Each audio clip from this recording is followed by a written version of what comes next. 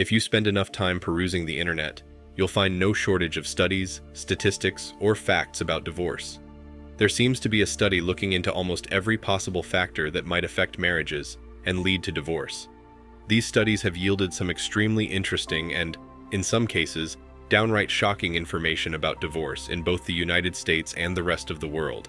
The US has the fourth highest number of divorces in the world. Let that sink in. And here are some facts that will blow your mind. Every 42 seconds, there is one divorce in America, which equates to 86 divorces per hour, 2,046 divorces per day, 14,364 divorces per week, and 746,971 divorces per year.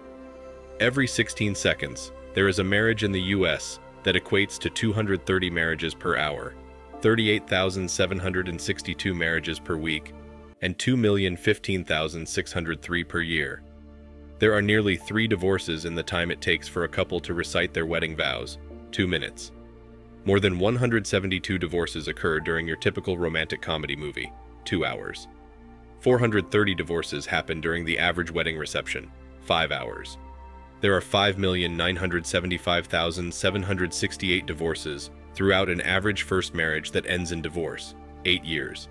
Over 40 years, 67% of first marriages terminate. Among all Americans 18 years of age or older, whether they have been married or not, 25% have gone through a marital split. 15% of adult women in the United States are divorced or separated today, compared with less than 1% in 1920. The average first marriage that ends in divorce lasts about 8 years. Here's another interesting fact. The #1 profession of divorced females is dancers, the second is bartenders, and the third is massage therapists. Well, that makes things clearer. A club is mainly a hunting ground for emotional predators and cheap thrills. The risk of being falsely accused of just about anything is what surrounds you there. Buying chicks drinks so they can get drunk and go home with another dude doesn't sound like a good time to me. Because finding a good woman in a club is not like finding a needle in a haystack. It's like finding a single non-magnetic needle in a field full of haystacks. Nightclubs aren't what they used to be or what people think they are today. We can all agree on that. When you go to a nightclub, you'll see that there are a lot of people waiting in queues outside to enter.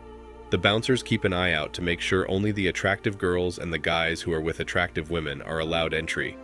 The strange thing is that everyone appears to believe that the club would be packed with people enjoying a great time inside. The place isn't as packed as it seems from the outside, though, as you enter. And even in the winter, you see women waiting outside with almost nothing but high heels, shivering in the cold. And you wonder why they would go to such lengths for a single night out at the club. To be completely honest, I didn't think much about this before I took the RP and went on to go my own way. These women showed everyone on TikTok and Instagram about how they were foodies and looking for Brad to buy their drinks for free, accused the guy of a false allegation, and then went home with Chad at 3 a.m. They have rules and contempt for Brad, but have promiscuity and lust for Chad, and now they find out they have to pay for their drinks, and it angers them. If you're a Brad, go your own way and stay out of bars. And if you're a Chad, give them what they want and keep them on the CC until they age out. Let them pay for their choices in the long run. Women in their prime go to clubs to live off of the attention and validation they receive from men of all sizes and ages. Young girls who frequent clubs are real crowd pullers too. They raise the level of that club and enable more ticket sales, along with the sales of drinks inside. Since everybody wants to go to clubs that are frequented by young and beautiful girls in their prime, the brand equity of those clubs increases exponentially. Clubbing isn't what it used to be. Now, it's about a bunch of thirsty men who are incredibly low value, simping after average girls who are only looking for the validation they're addicted to. And in all of this, the owners of the clubs make profits, and entire generations get wasted on alcohol and waste away their resources on meaningless things trying to chase the wrong man and woman. The reality is that you can easily waste several $100 clubbing on a run-of-the-mill Friday or Saturday night. You'll have precious little to show for it. Sick from booze, in bed alone, is how it will typically end. Just save the money or buy something useful you want. You won't have fun anyway if you go clubbing, and the women are only going to exploit the F out of you to end up going home with the regular Chads and Tyrones. According to the latest research, a total of 689,308 divorces occurred in 2021, and approximately half of all first marriages end in divorce, with subsequent marriages failing at higher rates. When a couple divorces, they must state grounds for divorce in court. This is the reason for ending the marriage and dictates the type of divorce being filed. Most people choose a no-fault divorce, citing irreconcilable differences. And irreconcilable differences are indeed a common divorce cause, with 31% of couples who ended their marriages reporting that incompatibility was the reason. However, while simply not getting along is a common reason for divorce, infidelity remains a bigger issue. In total, 34% of marriages among survey respondents ended due to an affair. Adultery is one of the grounds for a fault divorce in court. However, even when an extramarital affair occurs, sometimes the couple pursues a no-fault divorce instead of a fault divorce because it's simpler. Other common causes of divorce include lack of family support, lack of intimacy, too much conflict, and financial stress. But while these issues cause marriages to end, couples who divorce don't always recognize these problems as signs a marriage is in trouble.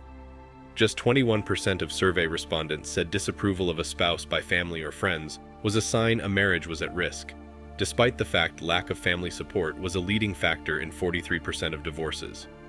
To understand the causes of divorce, it's helpful to understand the reasons people marry. Among the divorced couples surveyed, financial security was the most common motivating factor, with 42% of respondents marrying for security. Women were more likely than men to indicate they married for financial reasons, with 44% of women reporting this led to their union. With a persistent gender pay gap, resulting in women being paid 22.2% less than men on average in 2022, it's unsurprising more women feel the need for a partner to help provide support. Love did come in a close second, though, with 39% of women saying love was their main reason for getting married. The most common reason for divorce was a surprising one: a lack of family support. But this stems from a lack of commitment in the first place. However, there were many other reasons for unions to end, with causes of divorcing varying based on how long the couple was together.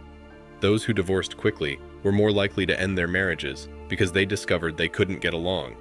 In fact, 59% of people who dissolved their unions within the first year of marriage cited a lack of compatibility.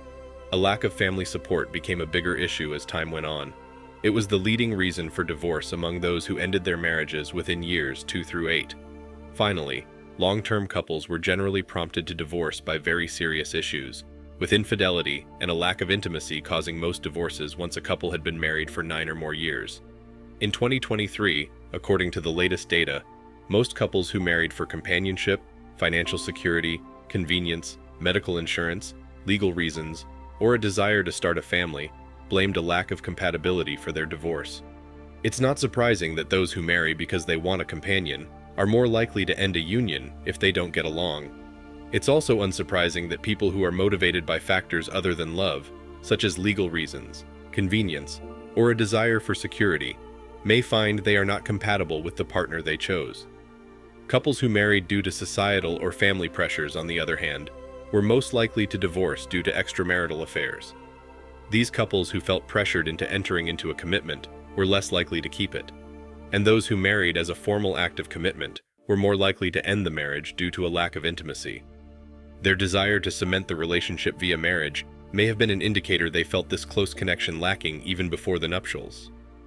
American states initially adopted a fault-based idea of divorce, where a spouse could initiate divorce proceedings only when he/she could prove the other spouse had committed some fault like adultery, abandonment, or extreme cruelty. As time went on, states expanded the grounds for fault-based claims. Thus sat America's divorce system until the early 1970s, when, following California, all states eventually adopted no-fault at-will divorce laws. Such laws allowed one party to leave marriage for whatever reason, or no reason at all. This bold policy change, disguised as a bureaucratic adjustment, ended the idea of marriage as an enforceable contract. The number of divorces soared. Destabilizing marriage ended up making marriage less attractive, and marriage rates have plummeted from 72% before the reforms to under 50% in 2022. Commentators find it increasingly difficult to talk about the tragedy of divorce as more people divorce. One thing is clear: no-fault divorce has literally used the misery of men to turn it into a business, both for the lawyers and the women. Thanks for watching Man Reacts. Show us your love and support by liking this video, sharing it with your friends, and subscribing to the channel. Support us and help us spread support for men around the world. Do comment and share your thoughts. We're always up for a healthy debate and discussion.